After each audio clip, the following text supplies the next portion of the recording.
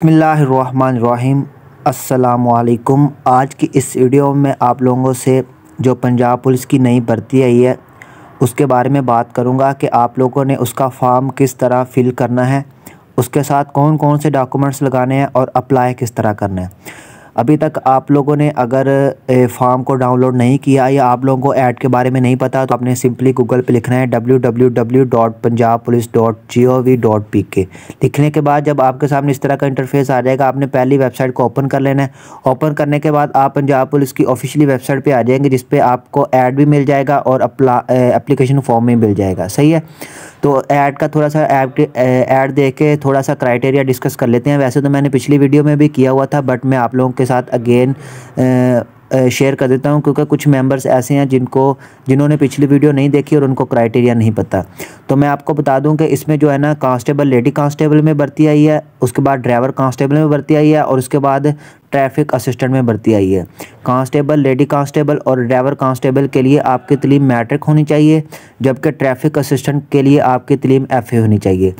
Criteria सबका same है। आपकी जो हाइट है वो 5 फुट 7 इंच होनी चाहिए मर्द हजरात के लिए, और 5 फुट 2 इंच होनी चाहिए फीमेल ख़वातीन उम्मीदवारान के लिए। ठीक है, मर्द के लिए चेस्ट भी होगी जो कि 33 साढ़े 34 इंच चाहिए, जबकि फ़ीमेल्स के लिए ऐसी कोई रिक्वायरमेंट नहीं है। फ़ीमेल्स की रनिंग होगी तकरीबन जो है वो 1.6 किलोमीटर 10 मिनट में होगी ख़वातीन के लिए, और 1.6 किलोमीटर 7 मिनट में होगी मर्द हजरात के लिए। सबका क्राइटेरिया सेम है, सिर्फ जो ड्राइवर कांस्टेबल है उनकी एज 21 से 30 साल होनी चाहिए और साथ में LTV का लाइसेंस भी होना चाहिए 2 साल पुराना। लेकिन जो कांस्टेबल, लेडी कांस्टेबल और ट्रैफिक असिस्टेंट के लिए है उसमें एज 18 से 22 साल होनी चाहिए, और दोनों इनमें मैट्रिक होनी चाहिए और 50% नंबर होने चाहिए। आपने वेबसाइट पे आ जाना है, वहाँ पे आके आपने अपना एप्लीकेशन फॉर्म भी डाउनलोड कर लेना है। हम भी अगेन डाउनलोड कर लेते हैं, ये डाउनलोड कर रहा हूँ। एप्लीकेशन फॉर्म भी डाउनलोड कर लेना है, और डाउनलोड करने के बाद ये आपने ऐड को रीड कर लेना है, ताकि आपकी जो भी कन्फ्यूजन है, किसी चीज़ की समझ ना आ रही तो आपको आ जाएगी। अब हम ऐड पे फॉर्म पे चलते हैं। फॉर्म फिल किस तरह करना है वो मैं आप लोगों को बता देता हूँ, और साथ में जो डॉक्यूमेंट्स लगाने हैं वो आपको मैं वीडियो के एंड में बता दूँगा। एक चीज़ कि अगर आप मेरे चैनल पे नए हैं, चैनल को सब्सक्राइब नहीं किया तो चैनल को सब्सक्राइब कर लें, क्योंकि नेक्स्ट फ़िज़िकल की तैयारी के लिए, रिटन पेपर की तैयारी के लिए और इंटरव्यू की तैयारी के लिए जो भी वीडियोज़ होंगी आपको इसी चैनल पर मिलेंगी। चैनल को सब्सक्राइब कर लें, वीडियो को लाइक ज़रूर करिएगा, और कमेंट में आपका कोई भी क्वेश्चन हो तो मुझसे कर सकते हैं। सबसे पहले जब आप फॉर्म डाउनलोड करोगे तो उसका प्रिंट निकलवा लेना है, और निकलवाने के बाद सबसे पहले आपने यहाँ पे एक तस्वीर लगा देनी है। यहाँ पे ये मैं लगा रहा हूँ टिक। ठीक है, ये देखिए यहाँ पे मैं ये आप लोगों को निशान लगा के बता रहा हूँ। यहाँ पे आपने अपनी तस्वीर को स्टेपलर कर देना है। करने के बाद यहाँ पे आपने अपना नाम लिखना है। सॉरी, यहाँ पे आपने असामी का नाम लिखना है।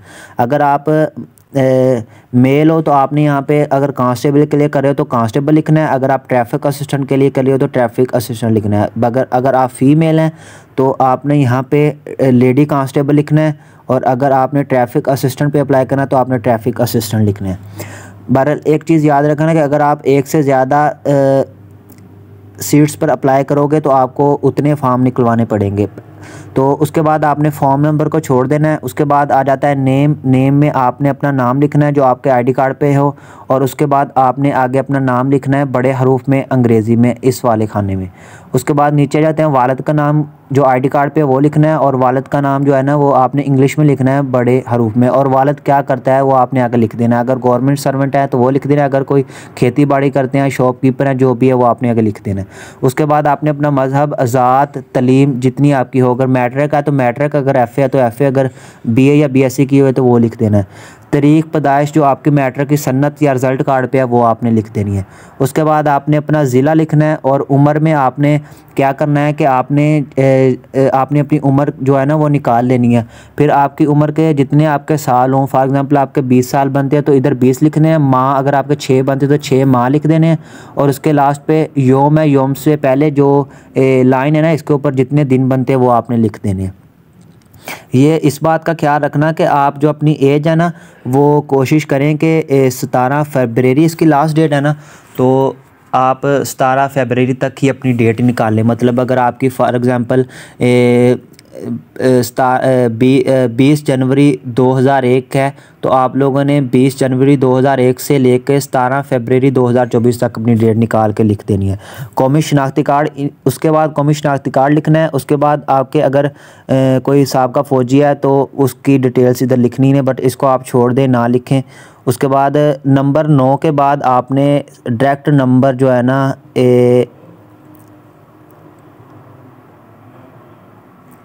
16 पे चले जाना है। नंबर 9 के बाद आपने डायरेक्ट नंबर 16 पे चले जाना है। बहरहाल अगर आपका कोई दादा कोई अब्बू पुलिस में है तो उसकी जो डिटेल्स है वो उन्हीं से इधर पुट करवा लीजिएगा। ये उनको सारा पता होगा कि नाम, पेटी, बेल्ट नंबर, उसका ओहदा जो भी है, ये उनसे ये सारी डिटेल्स पुट करवा लेना। अगर आपका कोई रिश्तेदार कह दिया, अगर आपका कोई वालिद वगैरह नहीं है पहले सरकारी मुलाजम, तो आपने पॉइंट नंबर 9 से पॉइंट नंबर 16 पे आ जाना है। और यहाँ पे आपने अपने रिश्तेदार, मतलब अपने चाचू या अपने ताया या अपने मोहल्ले के किसी भी 2 मुकम्मल पता लिखना है, उसका फ़ोन नंबर लिखना है। ये इसलिए कि अगर वो आपके बारे में उनको कॉल करके पूछें कि इसका जो है ना बिहेवियर, या आपकी वेरिफिकेशन के लिए वो उनको कॉल कर सकते हैं। करते नहीं हैं, बहरहाल आपने लिख देना है। अपने भाई अब्बू का नहीं लिखना, अपने चाचू ताया या अपने कोई मोहल्ले से किसी का भी लिख देना है। उसके बाद यहाँ पे दस्तखत और अंगूठे का निशान आप लोगों ने लगा देना है, ठीक है। उसके बाद फॉर्म नंबर 2 पे आते हैं, तो यहाँ पे आपने ये सारी चीज़ें पढ़ लेनी है, जिसमें उन्होंने डॉक्यूमेंट्स जो लिखे हुए हैं ऊपर, तो वो साथ लगाने हैं। और उसके बाद आपने नीचे आ जाना है। जो हिस्सा 2 में, ये सिर्फ दफ्तरी इस्तेमाल के लिए, इसको आपने कोई छेड़ाछाड़ी इसके साथ आप लोगों ने नहीं करनी है। उसके बाद आपने थर्ड जो फॉर्म है इस पर आ जाना है। इसके बाद आपने फॉर्म नंबर नहीं लिखना, और जो भी असामी के लिए हो आपने अप्लाई किया वो लिख देनी है खुद। फॉर्म नंबर नहीं सिर्फ लिखना, नाम, वल्दियत, डायरी नंबर भी आपने नहीं लिखना, और ज़िला लिख देना, और नीचे ID कार्ड लिख देना है। उसके बाद आपने 3 तस्वीरें इधर लगा देनी है। एक तस्वीर आपने फॉर्म के शुरू में लगानी है और 3 तस्वीरें इधर लगा देनी है। कितनी? 4 तस्वीरें होंगी, और 8 तस्वीरें आपने साथ स्टेपलर कर देनी है। अब मैं आपको डॉक्यूमेंट्स का बताता हूँ। ये 2 चीज़ें 3 फॉर्म फिल करने के बाद ये चौथे नंबर पे है बयान हल्फी। इसको आपने अंगूठा लगा देना है और साथ दस्तखत कर देने हैं, ये भी साथ लेके जाना है।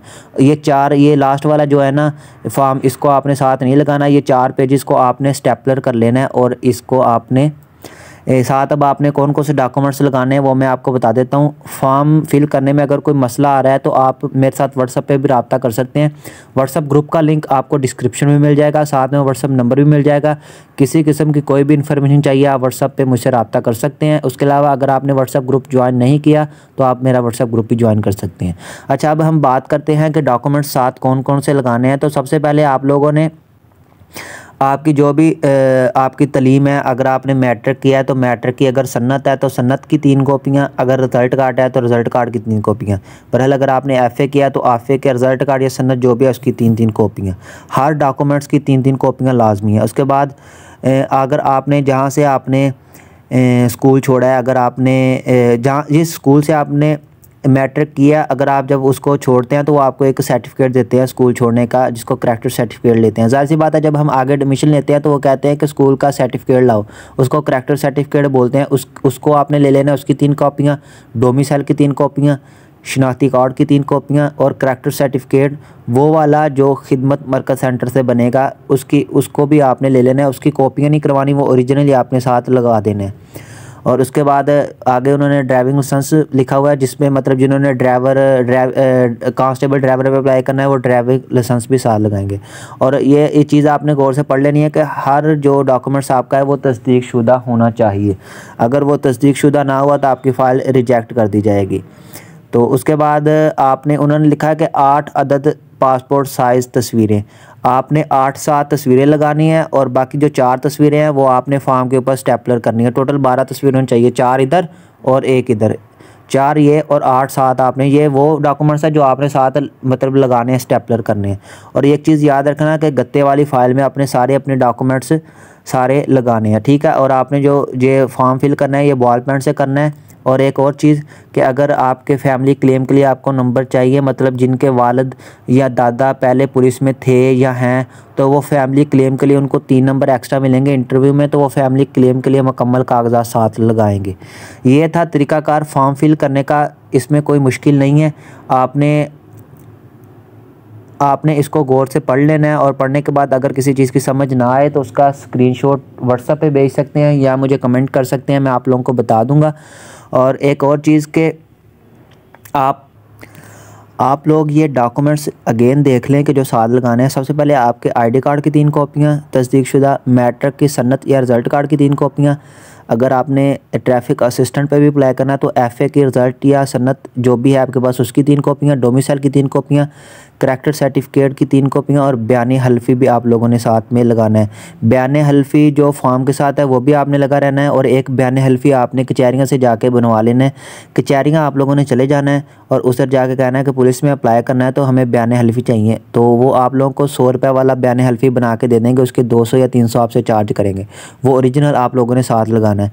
ये तकरीबन 6 चीज़ें हैं, 6 और एक 12 तस्वीर, तकरीबन 7 बनते हैं ये डॉक्यूमेंट्स जो आपने साथ टेस्टेड करवा के साथ लगाने हैं। जो पुलिस का फॉर्म होगा उसको टेस्टेड नहीं करवाना और उसके बाद जो करैक्टर सर्टिफिकेट मिलेगा जो खिदमत मरकज़ सेंटर से बनवाना है उसको भी बेशक टेस्टेड ना करवाएं, करवा भी लें तो कोई इशू नहीं है।